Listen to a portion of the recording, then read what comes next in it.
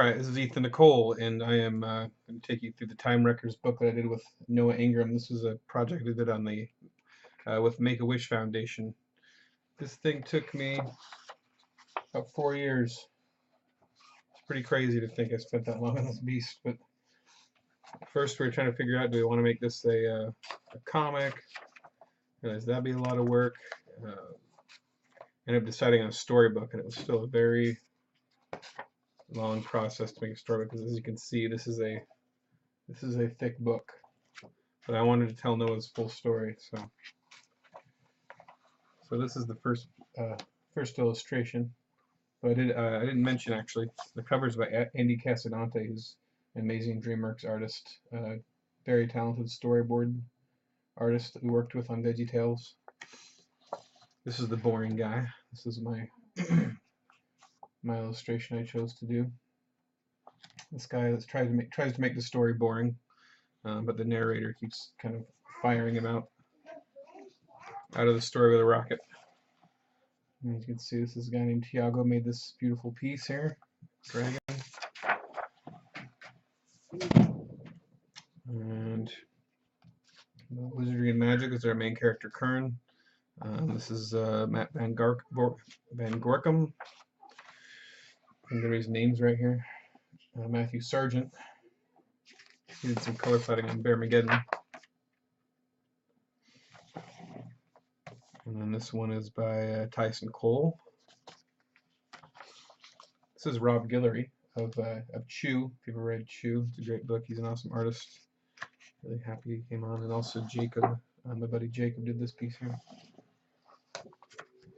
I basically got all these artists together. This is a good one. Bryn Nathany, I don't know exactly how to say her name, but she's an amazing creature artist, and I was so excited she did a piece for us. She designed this dragon, and she did this awesome page. So it's just a huge collaboration. I coordinated everything, and I did a few of the drawings. I helped Noah write all the text out. This is Cliff Cramp, Cal State Fullerton professor. He does a lot of artwork for movies, like the Star Wars Blu-ray set. That's all his art. This is Bill Brennison. Worked with him also on VeggieTales. A very talented director and storyboard artist. This is Tom Martin. He did some X-Cop comics with me. If you ever seen Revenge on Rainbow Girl, that was Tom. This is Brian Hurt. Very talented artist. Love the detail he put in here with the archaeology and all this stuff, which you'll understand if you ever read the book. This is Jack Scioli, I think. I don't know if I said that right. This one's Doug TenNapel, who can draw a mean T-Rex, so I gave him this page. Colored by Matt Van Gorkum, and Wes Scoggins. But yeah, so it's Doug TenNapel of Earthworm Jim, Cat Scratch, Neighborhood. This is Ellis Goodson. He's also a video game artist. Colored by Ben Fluter. This is Travis Hansen, also a webcomic artist and self-published guy. Reagan Lodge, if you know from the Flight books. Very talented artist. I'm hoping he puts out his own full book soon because he's amazing. Rich Werner of Plants vs. Zombies. If you've played Plants vs. Zombies, you're looking at his designs. He designed all those plants and zombies. He also did a new one called Octogeddon. This is Kyle Schold. Really cool style. Just straight up reminds me of old school, like 90s comics. Cool inking. And colored by, who is this colored by? Laura Hollingsworth. This is by Justin Copeland and colored by Matt Van Gorkum. This is one really intense drawing of a dragon chasing a train that's derailing off of a bridge while they're fighting on top of it. So pretty intense. Bridget Connell. She has a comic called Brother Nash. I'm not sure what else she's up to these days, but she has a lot of great artwork. And then this is Michael Maglio, who's a video game artist. Ron Chan, he does a lot of comics. Dark Horse, I think Star Wars. I know he does the Plants vs. Zombies comics currently, but he just cranks comics out like a madman. And this is Jose Garibaldi, and he's I know he's worked on Ninja Turtles. I'm not sure what else. He works on a lot of stuff. He's very talented. That's a word I use a lot, I've noticed. Now this one I feel bad because their name is not down in here. This is Rob Harrell. Hopefully I'm saying that right, or Harrell, I'm not sure. But that's the robot dancing there in the clock tower.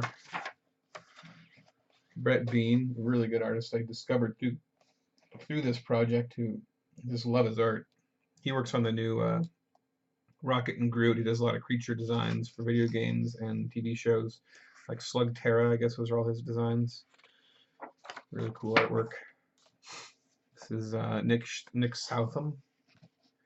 Again, just really beautiful. As you can see in the story, this comic goes, or this storybook goes all over the place. It's a really fun read.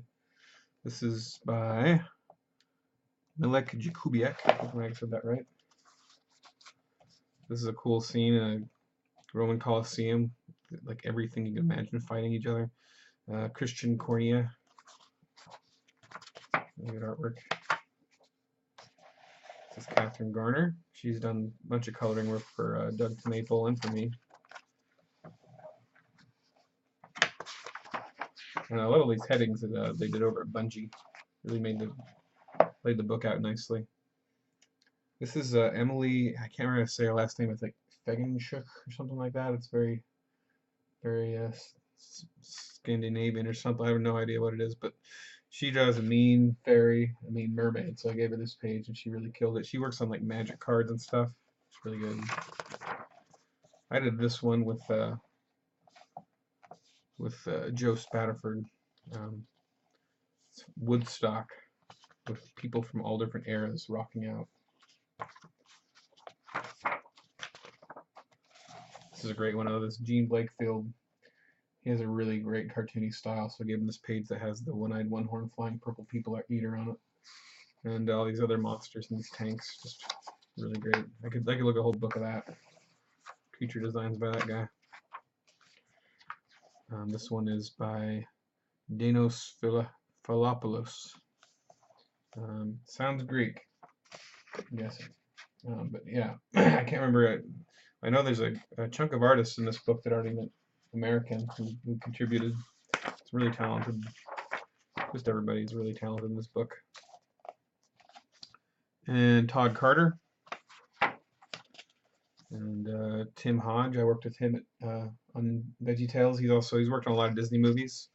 The director and storyboard artist. I know he worked on Brother Bear. I think Milan. I can't remember. You can look him up. Good guy.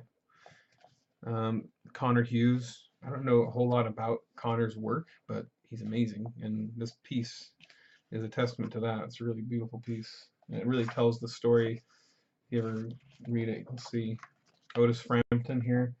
Follow Otis on Twitter to see all his Jawa drawings he does. He's a really good artist and has a really fun style.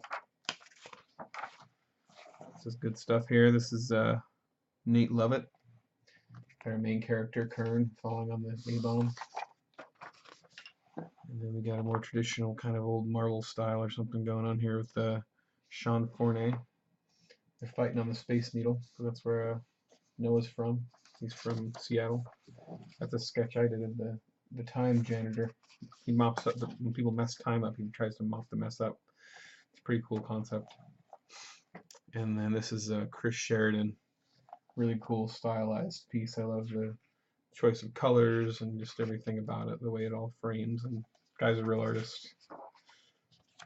Balloon here by Michael Maglio. It's actually a concept piece, but that's the one we ended up using. And then we're getting towards the end here, so this is spoiler stuff if you ever choose to read it. But Scott Simmons did this whirlwind of just everything you can imagine. This piece, that's my one disappointment in this book, is this is supposed to be a full-page piece. I'm sure there's a reason they couldn't do it. But this beautiful thing by Otis Frampton of Atlantis. It's a really pretty picture. I wish it was full page.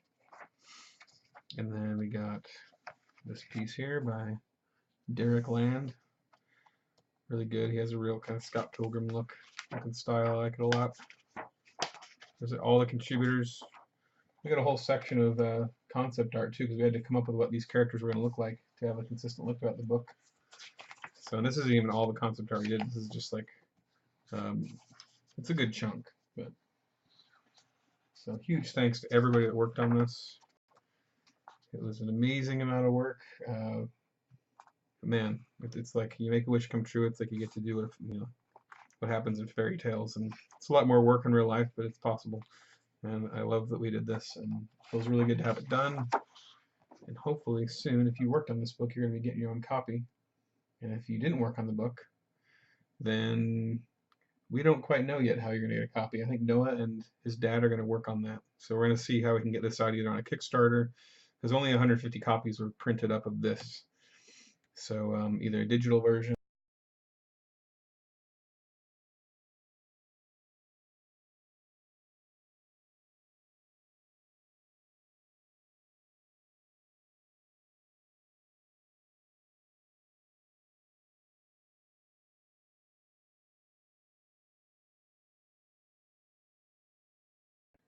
Keep up to date with me, and I'll let you know if there's ever a way you can get one in your own hands.